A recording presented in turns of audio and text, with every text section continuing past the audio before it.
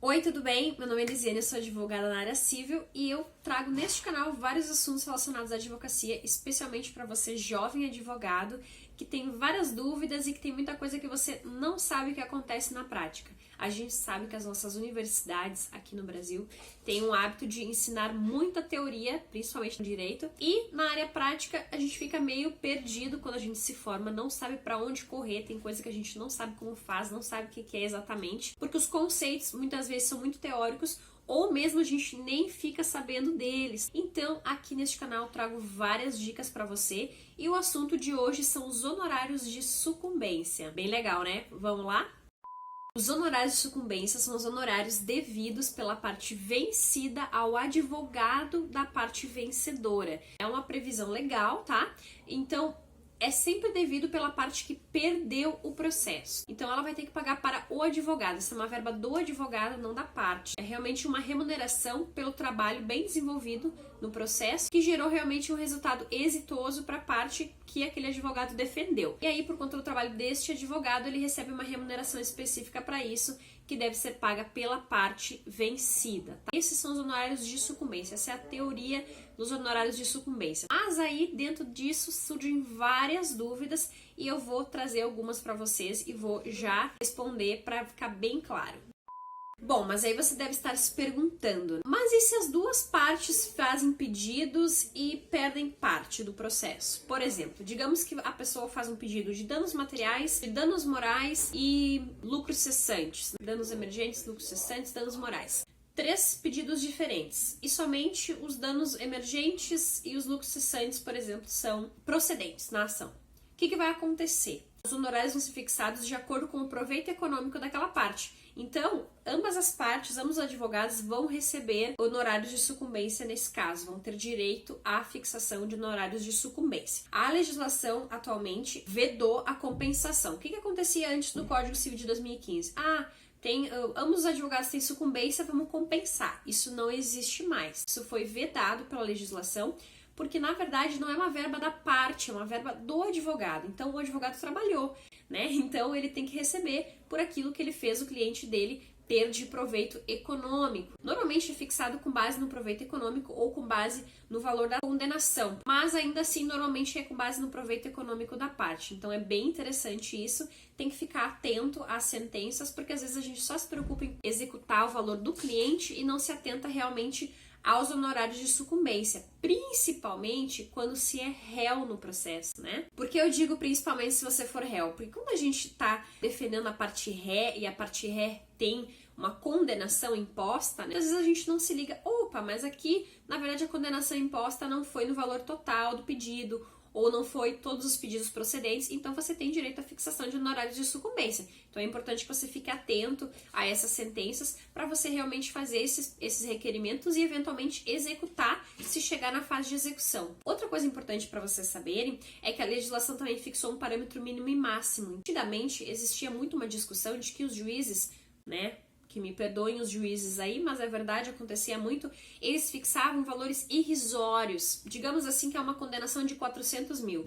Aí eles fixavam um valor de honorários, mas na verdade você tem que fazer uma proporcionalidade, né? Isso que a legislação traz hoje, o mínimo de 10% e o máximo de 20% sobre o valor da causa. Então assim, antigamente acontecia isso, o juiz simplesmente fixava um valor que ele entendia devido, quando na verdade o trabalho daquele advogado muitas vezes foi excepcional, tanto que o proveito econômico foi muito grande. Então, quanto maior o proveito econômico, menor eram os honorários de sucumbência. E isso, com o advento do Código Civil de 2015, acabou a mamata. Tem que pagar o honorário de sucumbência num valor proporcional ao valor da causa, hein?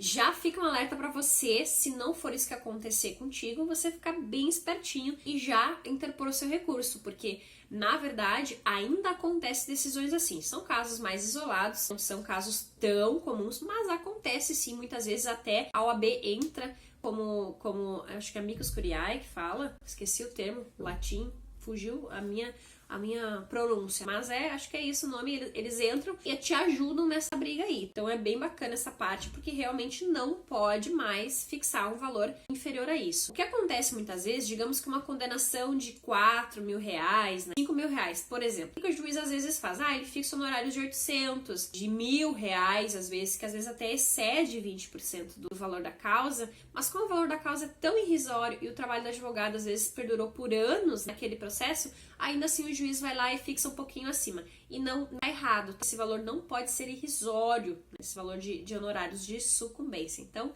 é isso, né? Ficar ligadinho nas decisões. Outra coisa importante que você tem que saber é que, conforme o artigo 24 do Estatuto, a sucumbência ela é considerada verba alimentar. Então, como é uma verba alimentar, ela tem prioridade nos processos de falência. Então, você pensa, poxa, estão me devendo sucumbência, mas é uma empresa que está em processo de falência, né? Foi decretada a falência.